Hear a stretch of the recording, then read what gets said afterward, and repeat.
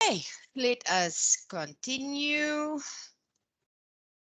All right, just as a recap, Yanni had a question. He asked that, is it better for a primary school that you have one team for the grade and then channels for the subjects, or a team for every subject?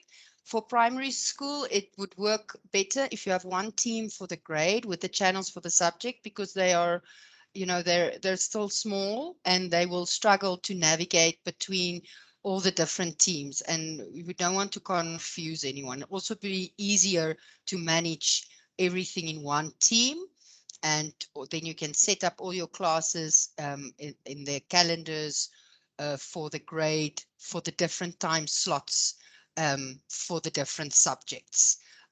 You find more that you'll have a subject as a team on high school level or university level. Okay, so now we are going to really go into the video conferencing facilities of Microsoft Teams. And this is where we conduct our online classes. And the functionality built into Teams makes it really fantastic, because again, you don't need to navigate between different applications. I got a question yesterday from someone that, can you bring in Zoom? Yes, you can. By adding an app, you can bring in Zoom, but it's not necessary, because all of this functionality is built into Teams as well. And it was really set up uh, to facilitate the learning environment. So what I'm going to do now is I'm going to share my screen of what you will be able to see when you are in an online class. So remember, we set up the online class in the calendar already. We set up our specific class. It can be now the subject related or grade related class, but you've set that up now already in your calendar. So just show you, you have set it up in your calendar. In your calendar, you'll see the student can now go in and join the class. Okay, they can just join the class. So if it's now 3:30, they can join their biology class. We will also cover later in the month a session around Planner, which will enable you to actually set up reminders for activities and classes if you want to, so that if you're afraid the students will forget, that they get reminders. But what if they know that today they're in school, they can open their calendar and they'll be able to see all the different classes there, and you simply just join. Okay, when you join, you will have to admit your students. You admit them. I'll show you how, but you have to admit them to be able to participate in the class. It is not set up by default that they can just get into the class. So what will happen, and let's just navigate our online class here. If everybody had their video enabled, you would be able to see all of your students here. You'd be able to see their faces. But many times for bandwidth purposes, we disable the video function, because especially with students attending from home, you've got mom and dad maybe working there, and you've got brother and sister YouTubing or streaming. Then if you've got the video enabled, it can cause a great lag on the communication. Um, so we are now seeing what you'll see when you are in your online class. You've joined it. So just to navigate straight from the top, um, at the just beneath the just beneath the Microsoft Education virtual training session, you'll see there are two little icons there, which look like two little very round people. And when you click on that icon, you'll see on the right hand side, it opens up the participants section. So here in the participants section, you can see everybody that's in this meeting. All right, you're able to see all your participants. This is also where you will allow them. So when the student joins the class, you'll hear a little ting ting, and you'll see an admit button, and you just simply click on the admit button to admit the students to be able to get into the class.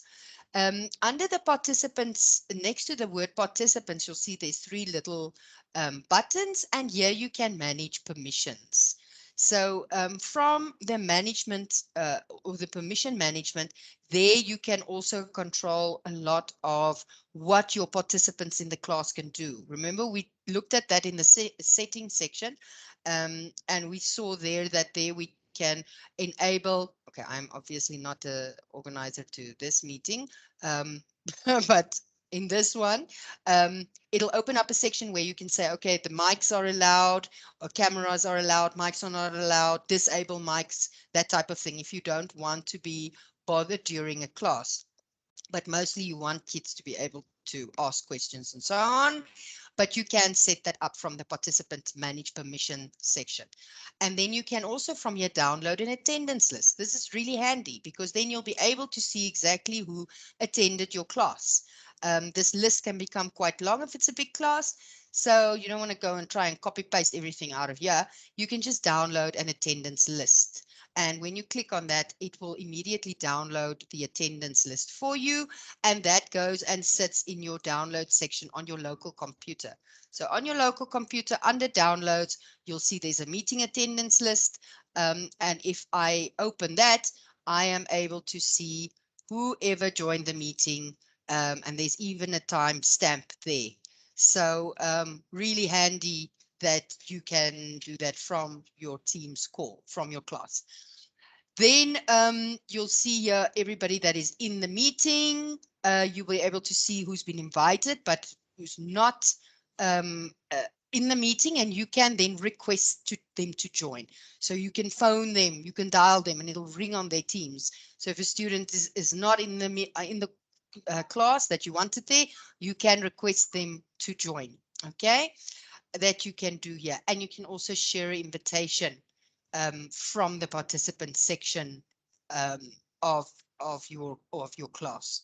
You can share an invite, in other words, copy a link or send an email with a link to that person's email address for them. Okay. So even if your students are not yet set up on your classes or students, then you are still able to invite them from a Gmail or from any other email. They don't need to then sign in with their username and password. You can invite them in by sharing the invite to their mailbox. Okay.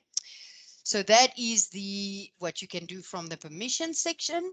Next to that is the chat function. So again, you can allow or disallow chat, but it is handy and nice to be able to chat in a call. You can also, like you see now, hover over and give emoticons to whoever has made comments in the chat function.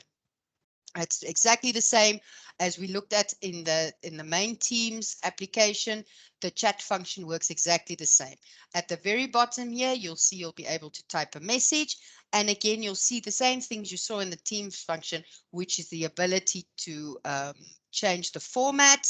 And then obviously the GIFs, which are fun, but which we don't always want to allow in a classroom scenario. And we can then send the message from there.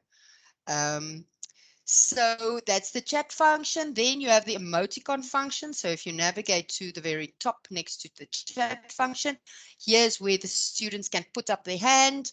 They can, if they're happy, they can express that. They can clap hands if they are in agreement. There's the different emoticons, and you'll remember that this can be enabled or disabled from the settings section in your Teams app as well. Then next to the emoticons, there's the breakout rooms. We did discuss this in the previous session. Here you can create breakout rooms for your students. They're working on a project. You want to put them in separate groups to do some specific work. You can do that. And you see there's the ability to do up to 50 breakout rooms, which is really fantastic and total overkill for most classes, I think. But it is very nice if you're looking at university level and you start looking at getting students, international students involved, then you're looking at really big classes and you can then have a reason to have a lot of different breakout rooms. All that happens if they do a breakout room is they are put into a separate Teams window. And then once they leave that, they just join the main class again, or the main call again. You can, from breakout rooms, you can automatically assign the participants. So it'll just group them randomly, or you can manually. If you want to put specific students in a room, you can do that from this breakout room pop out. All right. Now, where probably most of the magic happens is next to breakout rooms. There's the three little buttons, and this is where you set up a lot, or you can do a lot with your class. Again, the Adder app is here, so I'm going to just quickly demonstrate. Let's say I want to add a forms app, which is the survey, or which we also use for the online testing or exams. You can easily add that forms app directly into your call. This is really nice if you want to also get opinions. So I can now create a poll directly from here, and I can say do a multiple choice, and I'll say, is this session valuable? And then I can, oopsie, two options, yes, no, or maybe, and then I can save it. And then I can ask my students or my participants, and I can say, please go and complete the poll. I'll launch it from here. And now everybody that is part of my class or my session can actually submit answers to this poll. So you're welcome to do that now. You'll see it pops up on your screen. You're most welcome to test it out. It's very good to see if people don't want to use the emoticons and you have specific opinions or questions you want answered during your class, you can use that functionality. So I can view my results. I can see no, oh, I've got one yes. Um, I've got 3 votes and all of them said yes, so that's good. I'm on the right track here. I've got 4 votes. So really handy for asking questions or opinions during your class. Then if I click on my 3 buttons, just below add an app, there's device settings. So the device settings, you see there, I just admitted Hilma. And that's what will happen when the students come in. You just click admit and then you can allow them in. Um, Device settings, usually we go there when we have got when we've got problems hearing things or seeing things. This is where the users can actually set up what tools they're going to use or what equipment they're going to use in this call. So many times if it's hooked up to an external speaker and now suddenly the person needs to attend on a headset and they can't hear whatnot, this is where you go and assist them. Basically, you guide them to the device settings and say, okay, it's because you are with your computer PC and mics and not with a headset, and they can go and change their device settings, their speaker, all of that, webcam, everything you can change under device settings.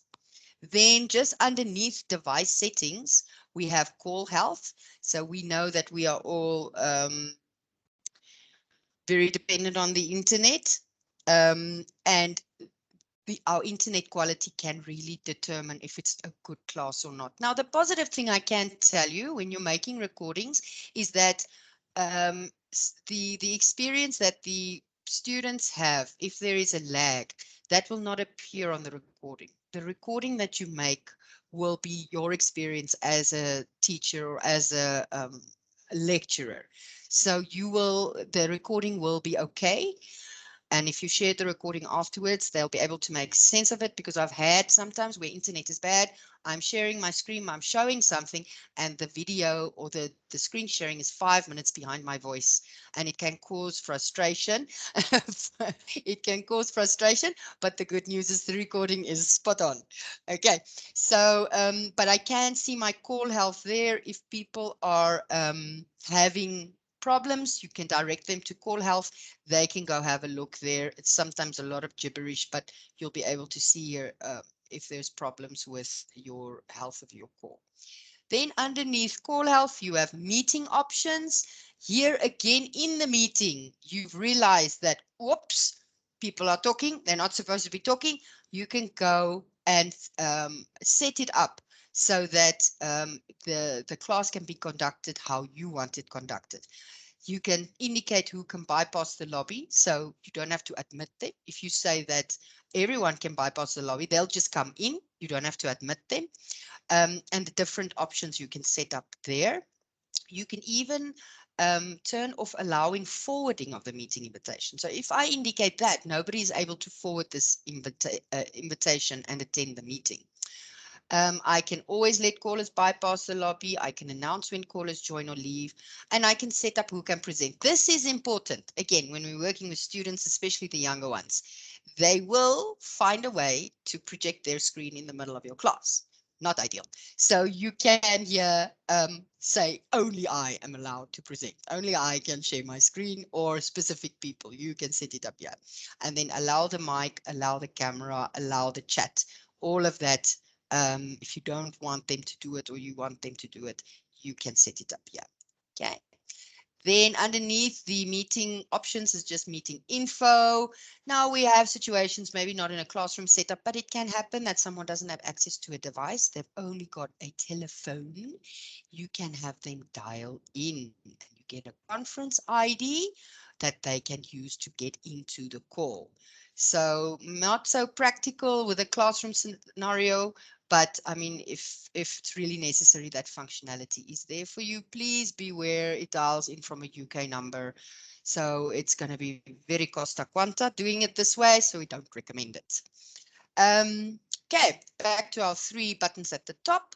Then you've got hide meeting info. And then what I want to show you next is actually something that was Microsoft developed, especially after the first lockdown. And I think we can all speak from experience as to what lockdown makes us feel like, or even having to attend classes at home. It's lonely, it's frustrating, and it can cause video call fatigue, especially for our students. They get fed up. I speak from experience. So what Microsoft has built in is it may sound silly, but it's not. And for this exercise, I want everybody just for couple of minutes to put on your video camera. Please let me see. Put on your video. I need to demonstrate this so that you can understand. Okay. Hey, Fari. Okay, cool. So the three buttons at the top, if I click on that and I go to together mode, it will now put us all, and wait for it, it'll come. It's going to put us all together. Okay. So yeah, it's not perfect, but if we are a big group of students and we're feeling lonely, it can help. It can help make us feel less isolated and less lonely. You can change your scene. So here at the bottom, on the left-hand side, there's a little change scene button. And if you are having content specific, they keep on adding more and more scenes. I mean, this is a little bit of fun, but like I said, sometimes we just need a break from the stress. You know, we can put everyone wherever we want to put them. Okay. So really fantastic functionality built into Microsoft Teams to combat the video call fatigue and the isolation that we are experiencing. All right, so at the very top again, we've got the three buttons. I'm going to now put us back in gallery mode. So when I put us back in gallery mode, this is what we are able to see. Okay, so then we just see the videos of everybody that's attending the call. You are welcome to now put off your video, or you can keep it on. Okay, the next one I want to show you, and you're welcome to do it with me while you're on the call. There's the three buttons. I can also, after the together mode, the gallery at the top, there's also a call me function, and the call me function, I can actually enter a phone number and dial people in manually, similar to that dial-in information I showed you earlier. Um, Not usually a scenario we find ourselves in, but what you can do also after the call me is apply a background. Okay, so you see my nice nifty salt background. If you want to have a content specific background, or you don't want people to see the mess in the living room behind you, then you can change your background.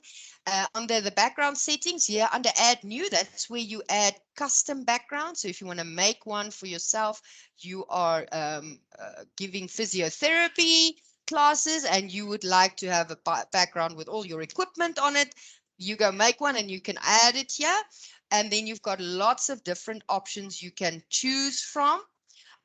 You can then add from those, and there's really nice generic ones, classroom ones as well, which you can then, let me just click on it, and I can either preview it or preview, and then I can apply. Your video needs to be turned on, obviously, for you to have the background feature, but it's really nice for us to change our background, especially if we're working from home and having to cook in between. All right, so again, back to the three buttons. If I click on that beneath the call me and the hide background, this is the recording function. And this is where it's so great, because if you record your classes, then even if someone missed a bit, there were internet problems, or the student just needs to revise the material, you can start and stop the recording here.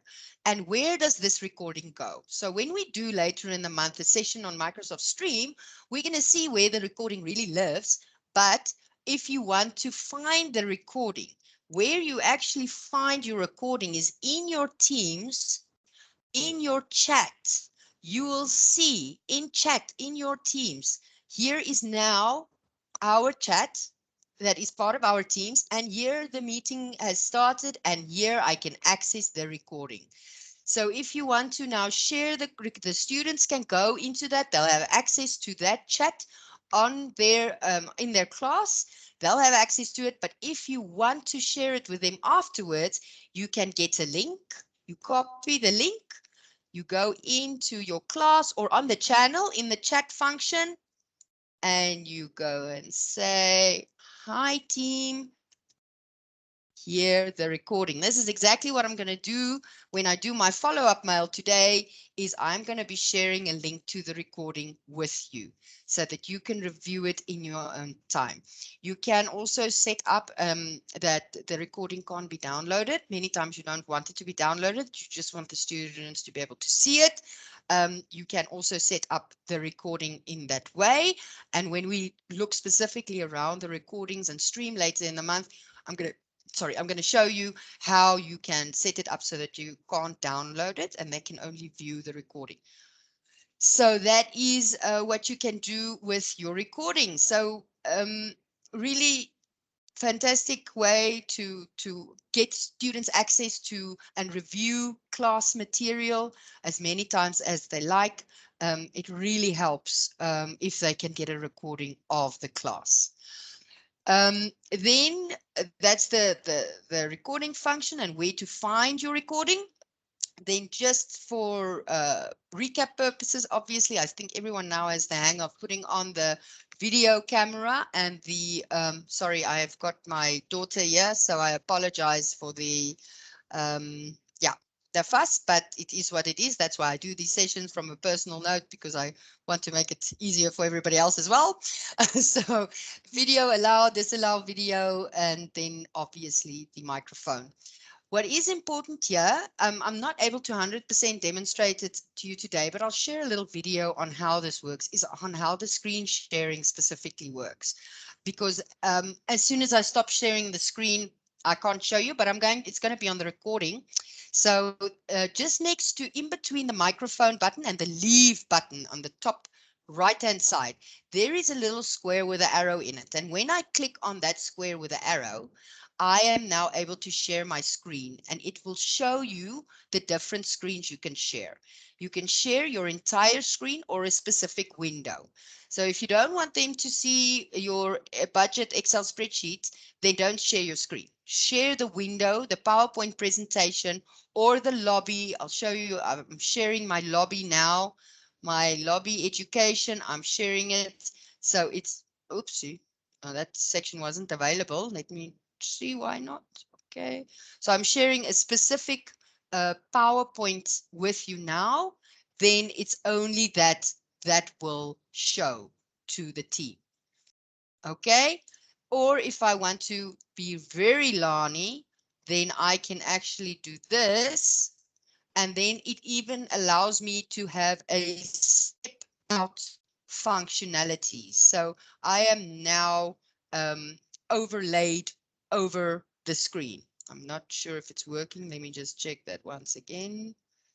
The step out, standout mode. Okay. So then you see now I am overlaid over the screen. So now I can talk and point. If I have a PowerPoint presentation, I can talk and point and show things. I'm now overlaid over the screen, just so that you can see how that works. So really nice functionality in terms of the screen sharing. Okay, so now I can stop sharing my screen by pressing the X button, and it will stop sharing the screen and just revert back to me. So I can share any screen, and I can also overlay myself onto the screen. Okay, and I think actually that was it from my side with regards to online classes. We've discussed all the functionality within the online class. I've showed you how to record. I've showed you some fun stuff. I showed you how to poll. Um, and I think I'm going to open the floor now for questions or comments, anything that anybody wants to still know. We still have a couple of minutes left about online classes.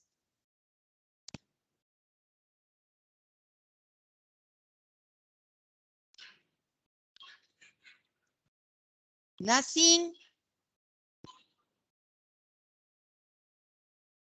Nobody have a question? Nobody have anything? Hi, Vanessa.